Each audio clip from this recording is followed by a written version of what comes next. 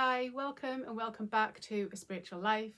My name's Carrie, a mindfulness teacher, and I'm here to support you to move from your head to your heart, from surviving to thriving, and to live a more conscious spiritual life. Today's video is a biggie. It's all about pain. It's how to live a fulfilled life despite pain. And we're going to deep dive into what is pain, my relatable background with regards to pain, the mindfulness process for pain, and that's the 7 points to cover in that. And at the end, we'll do a summary of mindfulness for pain. Everything that we've talked about, we'll recap it. And then at the very, very end, we'll finish with a nice poem. So grab yourself a brew, get a pen and a paper. There's lots to go through. Let's get to it.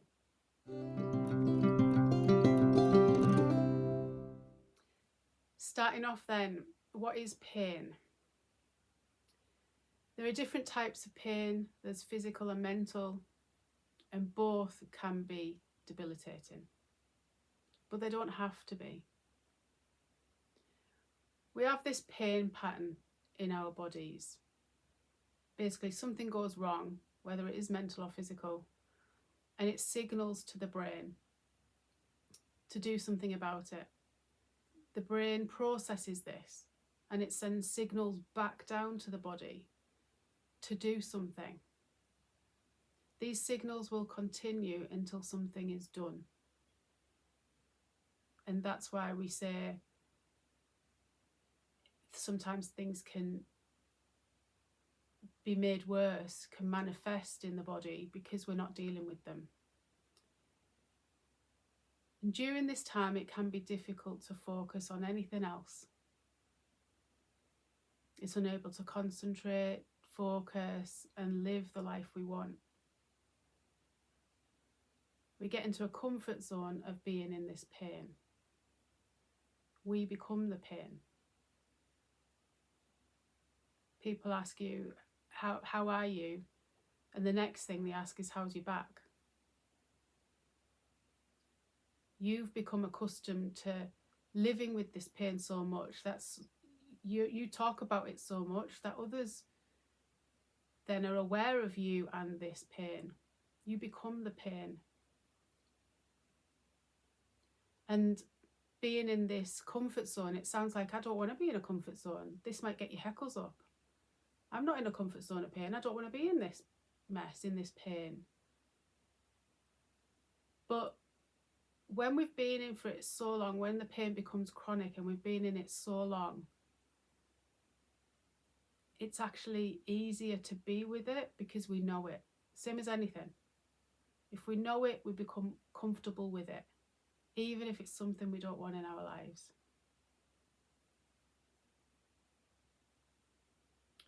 So yes, we do get in a comfort zone with pain because it's easier to be in it than it is to get out of it, because it's more change, it's more work. It's the same with anything, any addictions, it's the same. Anything that we're used to doing, used to being in, it just gets harder to get out that cycle. So a little bit about my background.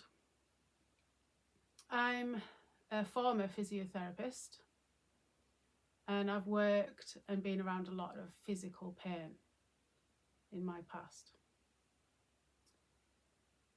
So anything from chest issues, brain issues, neurological things, strokes, brain injuries, to elderly, orthopedic stuff. I've seen and done most of it, let's put it that way. I myself, touch wood, have been okay with the physical side of things. I myself have had more mental, emotional pain in my life. And it's that brought me to mindfulness.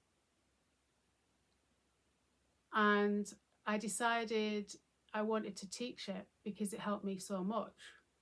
And so then I had to go about which course to go with to learn how to teach mindfulness. And there's many courses out there, and obviously you have to choose one. So I came across this one called Breathworks. And the reason I went with it is most companies do the mindfulness-based stress reduction, MBSR, so stress focused. And Breathworks did that, but they also did a health one. Excuse me. So a mindfulness-based pain reduction, pain management. Yeah, mindfulness-based pain management. It's all these acronyms. So yeah, I decided I would. That's why I chose Breathworks, because they had the stress course, the 8-week stress course, and they had the 8-week mindfulness for health course, which really focused on the pain. And with my background, I thought I can help people both with the physical and the mental side of things. So a little bit on the founder of Breathworks and why she set it up and how it's benefited her, and from that, why she set up Breathworks. So she in her 20s, she had a car accident and she had a spinal injury, and consequently after that lots of surgeries, and she ended up being partially paraplegic, needing crutches and wheelchair to get about. And after finding mindfulness and it helping her with all that is about, all the pain, all the emotional stuff that goes around just even that situation, she found so much benefit in the mindfulness that she wanted to help others. And her way of doing that was to create a course and to go on and teach it, and Breathworks came about. She now lives a rich, fulfilled life using mindfulness and is free from secondary suffering. So we'll go into a little bit more about that and how we can work with mindfulness and you yourself can be free from that secondary suffering. We might not get free from the primary suffering. It might diminish hopefully, but we can stop the secondary suffering. The 7 points then for the mindfulness process for pain is starting with this secondary suffering. So what's this secondary suffering? In a nutshell, it's to keep focus on what is really there. What is really there in the moment. And this came about from a Buddhist principle, actually, saying that the first arrow is the primary suffering. So when the first arrow is hit, we're hit from this arrow of primary suffering. So the first thing, whatever it is that why you've switched onto this video, whatever pain you're in, whether it be emotional, physical, whatever pain you have got, that's your first hit. That's your primary suffering.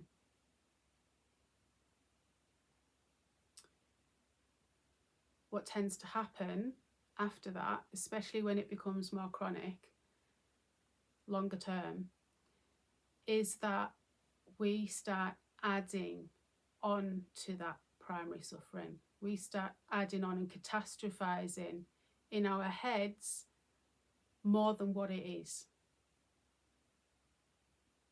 You could say that we start to play the victim about it. I know this isn't going to sit right with a lot of you, but hear me out here. If you have a broken leg, and that's the pain there, the initial primary suffering is the pain in my leg and I can't move. That's the initial primary suffering that we can't do anything about. What might happen in that circumstance is we start to catastrophize. Oh, what if I've broken it? I can't go to work. I can't do this. I can't do that. I can't get my kids to school. I can't work, I can't afford the house, I can't buy shopping, we're going to be out on the streets. Massive catastrophization. We don't even know if it's broken. You know, we can't fix a problem from the state of mind that created it. So in that moment, instead of catastrophizing and making it worse in our heads, we can just pause, accept what is, the pain, and I can't move. Right, can somebody help me get to a hospital and get this checked out? Can someone give me some pain relief in the meantime for me to get there? That's the initial focus. When we're being mindful, we can bring the focus back to just those things. Then we find out more information. And then we can go to, right, okay, yes, I might have to have some time off work. Can somebody help me? Is there a network of people? Can you see the difference? We've got in a mindset now that is calmer and can deal with the practicalities of the situation better than being in this catastrophizing mindset. And that is the secondary suffering. That is the second arrow. And we bring that on ourselves. Whatever the pain is, I know pain is a massive variation, and each person has their own way of dealing with it and their own difficulties around it. I get that. I don't say any of this flippantly. Like I said, I've been in it. I've been in it emotionally, mentally, and I've worked with it physically, so I do understand. Moving on then, so the second point is about dwelling in the body, embodiment.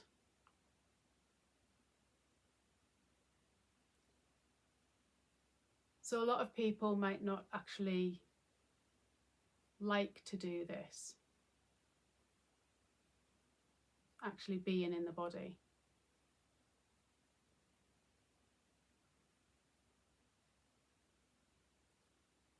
We'll come on to it a little bit more, but basically in this point, it's talking about doing and being. What are you doing and what are you being? So we're human beings. We're designed to be in our bodies. We're designed to experience life, not just go from do. And it doesn't make you who you are the more you do. It doesn't mean that you're going to experience life better the more you do. It doesn't mean you're a better person because you can do more. It being in the being mode helps to slow down, helps us to be in the present moment. Mindfulness is to pay attention in the present moment without judgment. Being with yourself in the present moment, being in the now with kindness. Being one of the many pivotal words in that sentence. So give yourself a break if you're not doing all that you want to do. The next point, we're going to delve into that a little bit more. So number 3 is moving and living. So movement. Mindful movement is included in this part. You might have some exercises from your physio to help you with this pain. You might put it off because it brings on the pain.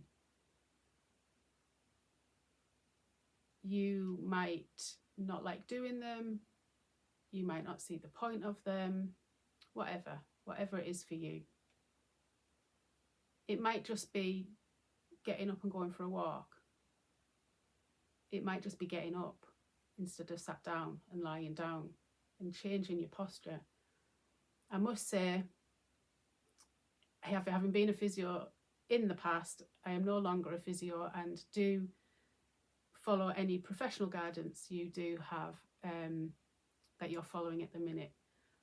But what I'm saying is any movement that you're able to and you're advised to do is good, but it what I'm saying is to do it mindfully. Any movement, whether it's getting up to make a cup of tea, walking up the stairs, going to the toilet, all the functional things that we need to do in life. Make it more mindful. Can you get up and wash the dishes? If you do it mindfully. Can you smell the smell of the soap? Can you feel the hot water on your hands? Really be involved in that task instead of just focusing on the pain.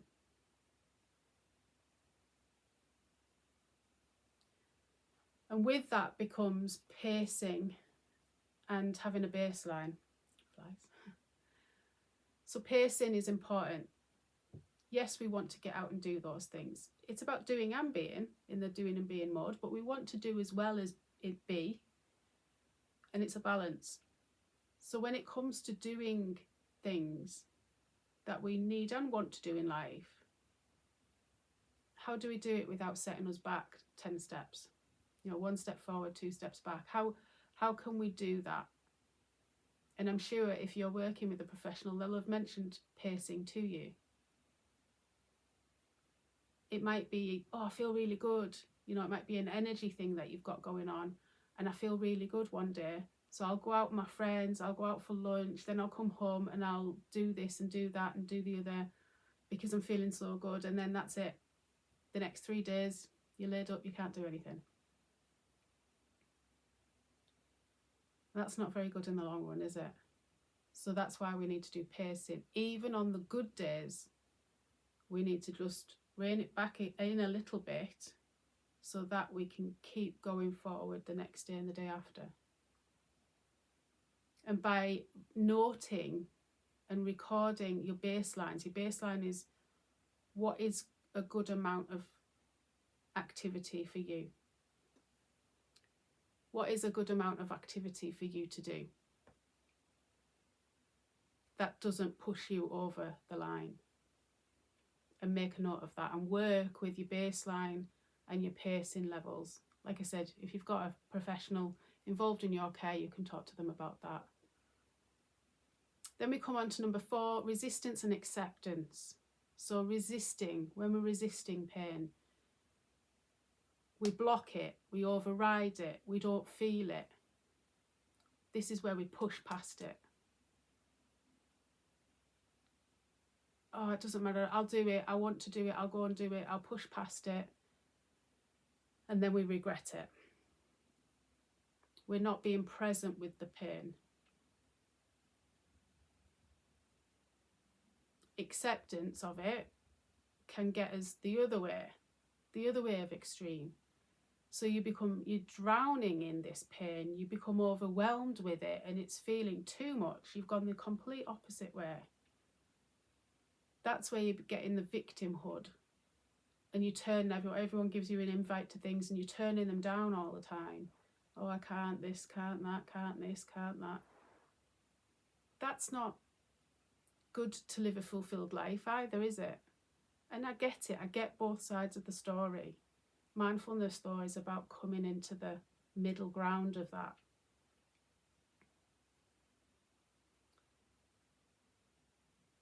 Number 5, pleasure. So what we dwell on, we become. What we dwell on, we become. Where attention goes, energy flows. So yes, we need to be with both sides of this. But let our attention naturally go towards the positive. That's where we want our attention to be.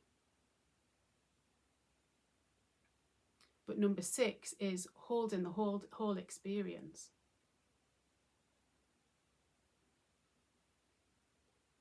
The pleasant and the unpleasant, the pain and the free from pain parts of our lives, of our bodies.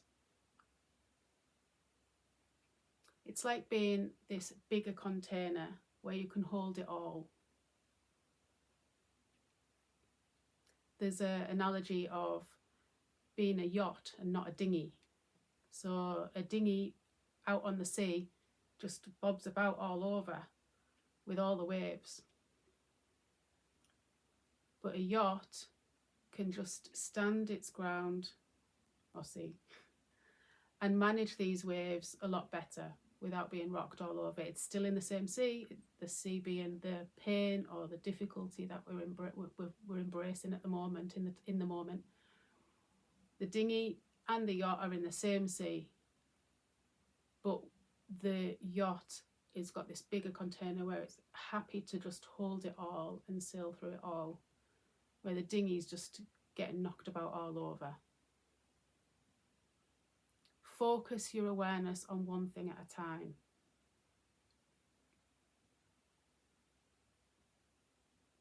That's when we're focused awareness, and then you've got open monitoring. This is holding the breadth of experience.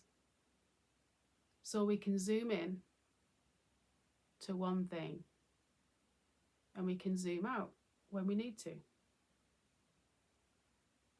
And in this open monitoring, in this being this bigger container, we realise that everything is impermanent.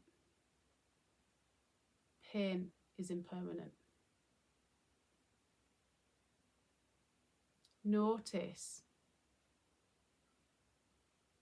that the pain changes. I used to ask the question, what's your pain level out of 10?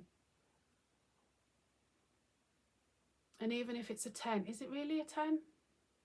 Not that I didn't believe people, but is it really a 10?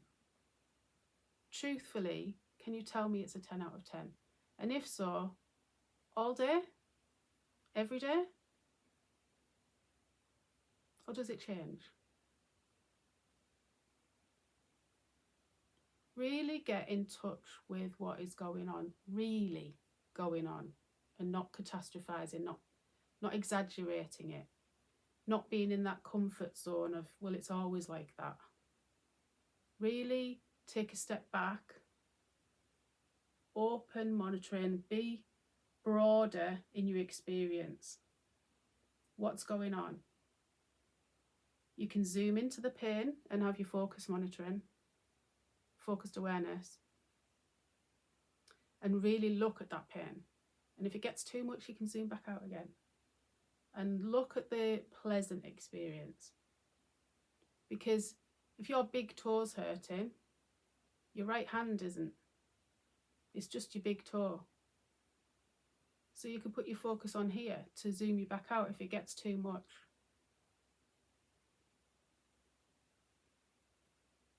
So zooming in and seeing what's there, what's really there. Is it changing? Is it fluid? Is the intensity changing? Really notice that.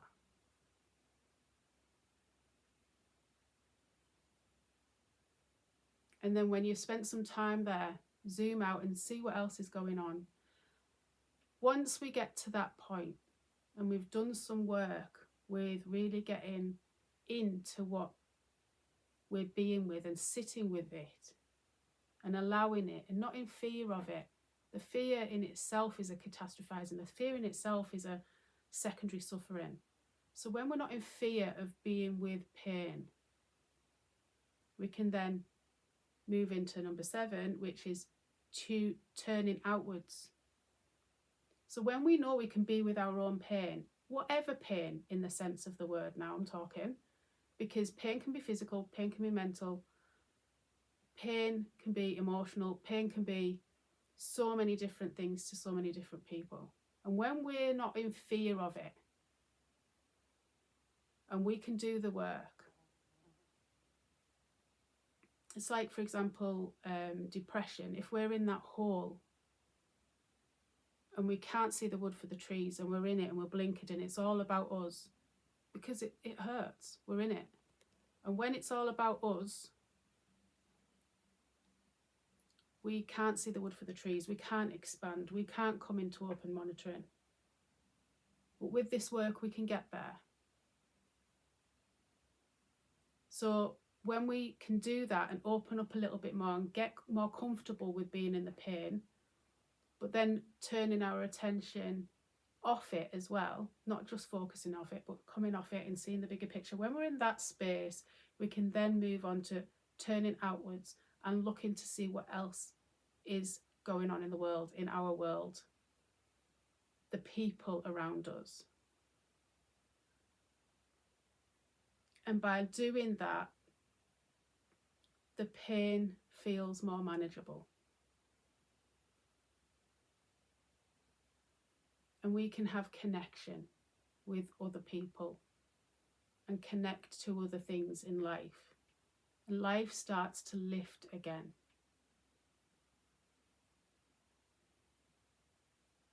It becomes more balanced. Life becomes more balanced. It's not all encompassing on the pain.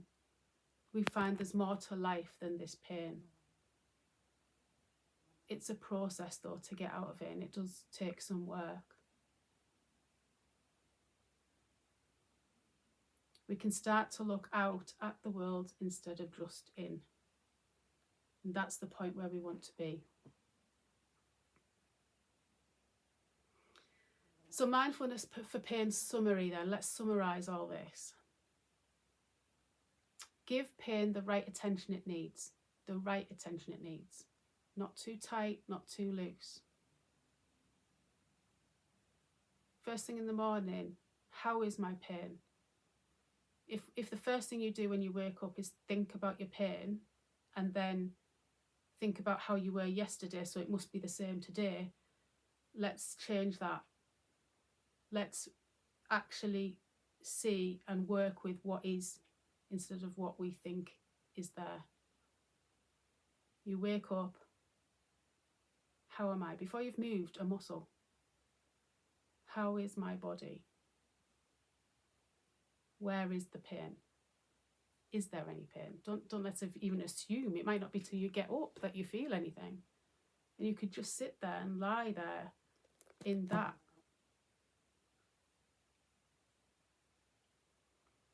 Look for areas free from pain.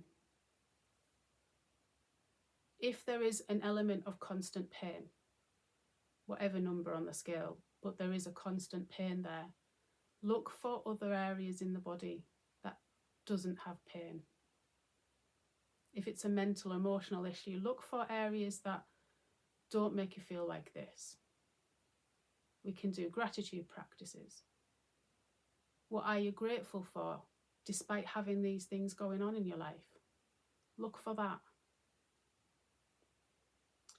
Accept pain for what it is without making it what it's not. Sorry, I've got this fly going over the screen. Don't become the pain and get out of that comfort zone. Pacing and managing so we can still have a quality of life. Yes, it's more work, but it becomes a habit. So pacing and managing your levels will become a habit. You have to still keep your attention on it and not assume that you're still where you were a few months ago. You still have to be aware and keep monitoring it. But that in itself becomes a habit. And we can learn to have quality life when we do that. We can say yes to these events and meets and lunches with people when we work with our pacing and management of our pain. Look for and notice, feel pleasurable things in life.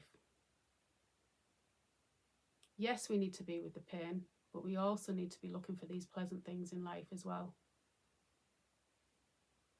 And that in itself could diminish the pain, but it could also bring us out of the pain and see what else is there. Learn to enjoy life again.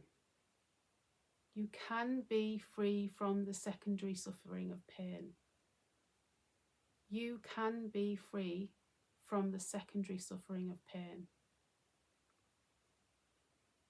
The primary suffering, it's happened. For whatever reason, it's happened. The secondary suffering is you and how you respond to it. Be kind to yourself. Don't give yourself a hard time. Ask for help. Pace yourself. Bring in the good in life. Look for the good in life.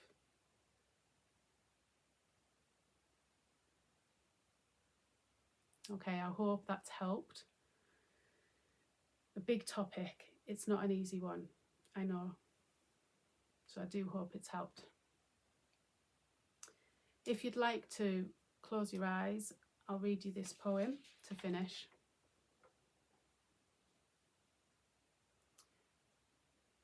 So it's called I Am Ready to Accept, but it's an unknown author. I am ready to love and accept the reality of who I am, here and now.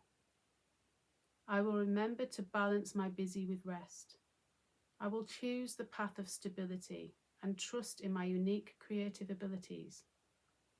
I will be my own rock-solid centre. I will be a safe container. I will see difficulties as opportunities. I will place my feet on the earth and breathe, feeling gratitude for all that I have received.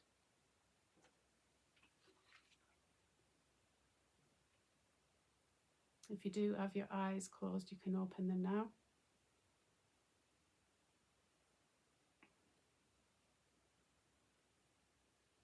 Okay, so I do wish you well going forward, putting some of this into practice. I hope it's been beneficial. Not an easy topic, but with mindfulness, you can feel better with it. Just takes a bit of practice. Any comments, drop them in. And if you have found it useful, please like, share and subscribe. I'd be very grateful. Okay, that's all I've got for you. Until next time, much love. Bye for now.